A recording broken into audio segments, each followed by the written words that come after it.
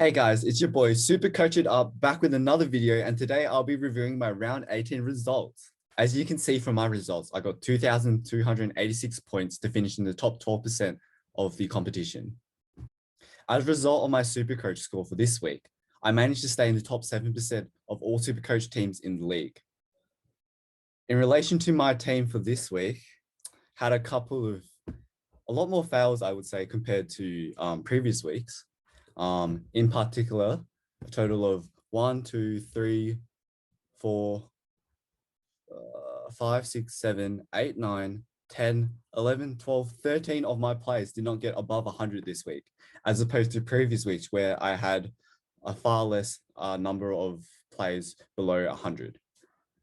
As you can see, I had Brodie Grundy as my captain, and I made a big mistake, to be honest, putting him as captain. Even though he had 135 at the MCG against Carlton in round 2, I thought that Brodie Grundy would be able to replicate that sort of form, especially given that he had 3 high scores in the previous 3 weeks. And I thought that in the 4th round, coming back from injury especially, he would be at his prime by that point. He would have his match fitness back, but he just got completely outrucked by De Koning. I thought the Koning strategy was really good at the center bounces in terms of protecting the space and preventing Grundy from getting that leap that he normally gets to tap the ball down.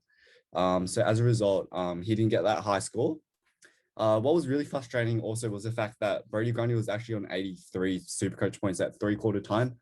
And in the last quarter, he ghosted. He had no input on the game, especially when Collingwood needed him and their senior players to step up. As you all may know, Dusty Martin got injured on the weekend. So I'm going to have to make a trade.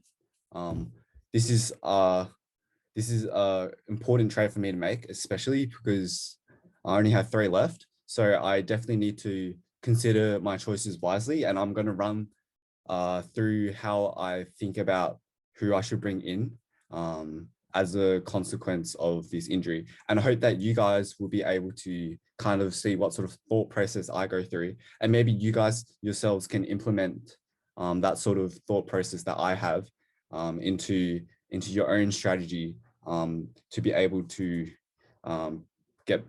hopefully get that right selection to help you boost your score in the final rounds of the season. As we all know, Dusty Martin is currently injured and will be out for the rest of the season. So as a result, I will need to trade out Dusty Martin and to ensure that my team is still full of premiums. As you can see, I only have 3 trades left. So this trade is pivotal for me to be able to succeed. I need to make sure that I make the right selection so that I can boost my score towards the finals and towards the end of the season so that I get as high as possible. All right, so now I'm just gonna go through what I'm gonna do to trade Dusty Martin out. So click on trade. I'm gonna sort by highest price first of all, so I don't get clouded by all of these people that I can't afford. Okay. So Jordan Goey was on my watch list, but can't afford him. Jake Stringer, I can't afford him either. So I've got 469,400. So who can I actually afford? So I can afford anyone from Carl Langford down. Okay, so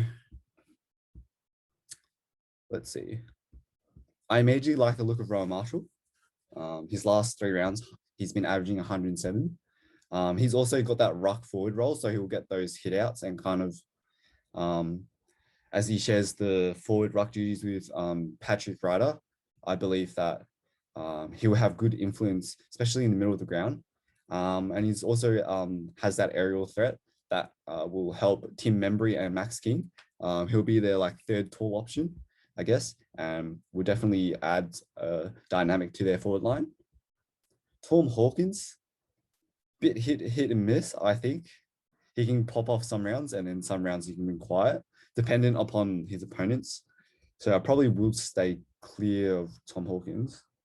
We know that Zach Butters is injured. We know Robbie Gray is injured. We know Toby Green is in quarantine. So there's no point picking them.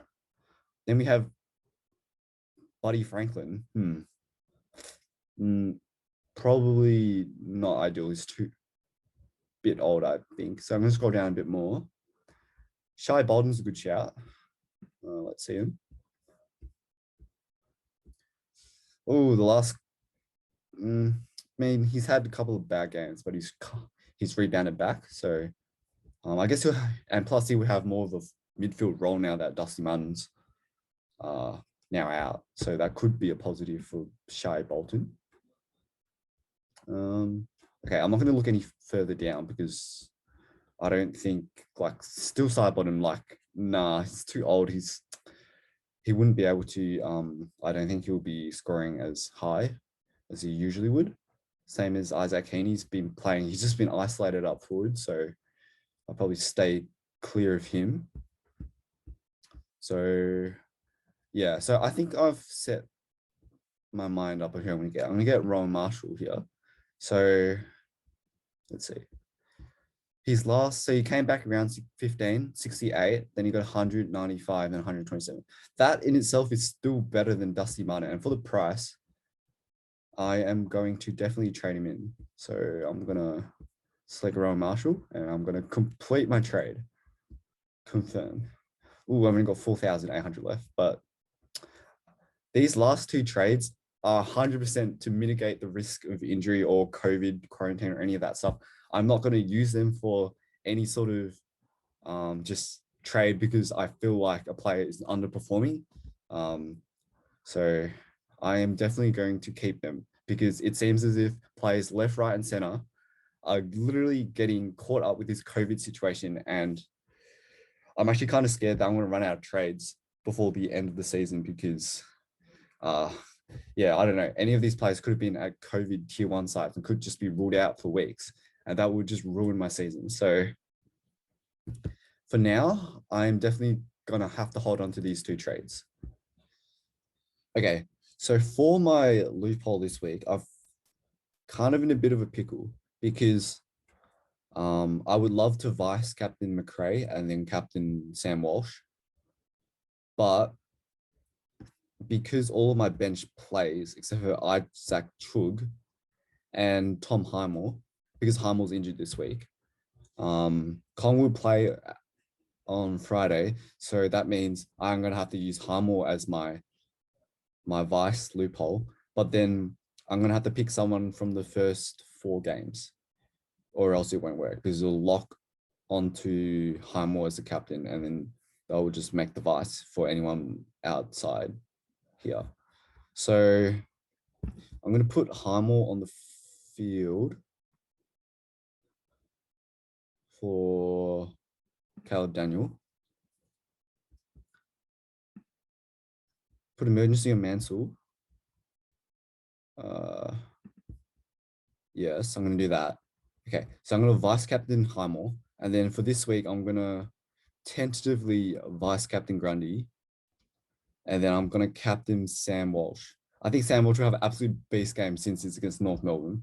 And even though North Melbourne getting better, I feel that Sam Walsh will be able to just get a lot of the ball like he did against Collingwood. I think it'll be kind of a similar game in that aspect. So I'm going to do that. So overall, I hope that if Grundy performs well, then I'll just leave my team as it is. And then I'll switch. Then I'll switch Caleb Daniel back in.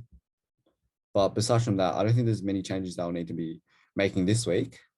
So yeah, I think I'll be keeping my team as it is right here. I'm hoping for a better week this week. Just hopefully a lot less blunders in someone plays, like a lot of scores below 100. So I just really hope that I'll be able to hopefully get a high score and a good captaincy pick this time with Grundy into Walsh. Thank you guys for listening. I hope you guys got some insight into how I trade and what I did this week in terms of trading out Dustin Martin for Rowan Marshall. I hope you guys do well in your SuperCoach this week. Hoping for a better week for myself personally. And it's been super coaching up, and I'm out. Peace.